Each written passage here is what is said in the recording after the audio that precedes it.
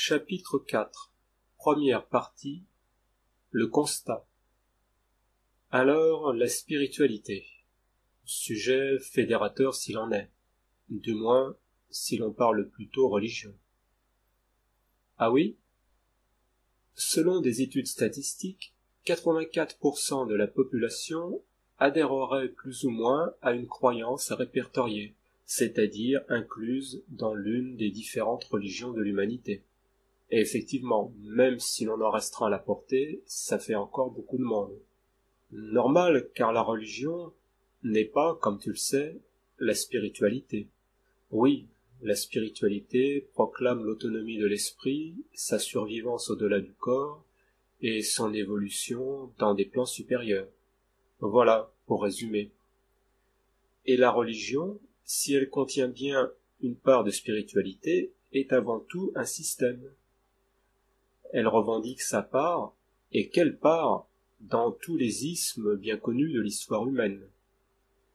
Étatisme, libéralisme, socialisme, communisme, capitalisme, scientisme, christianisme, islamisme, hindouisme, bouddhisme. La liste est interminable. Et pourquoi tu as répondu « normal » au début? En tant que système, les religions reposent sur la trilogie suivante. Doctrine, organisation, autorité.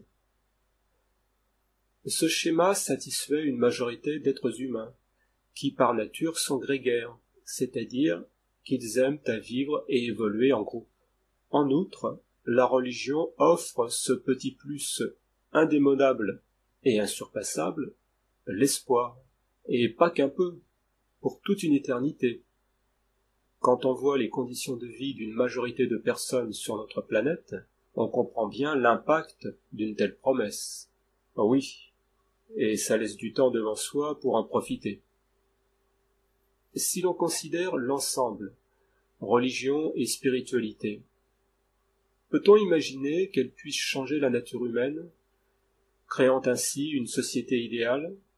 La sagesse, la connaissance spirituelle et les religions ont accompagné l'humanité depuis son enfance, pourrait-on dire. Je te laisse répondre à ta question. Il n'y a donc pas d'espoir que ça change? Rien n'est irréversible dans la nature humaine. Le changement fait partie de sa condition. Religions et spiritualité ne sont peut-être pas le bon truc. Quel est le bon truc alors?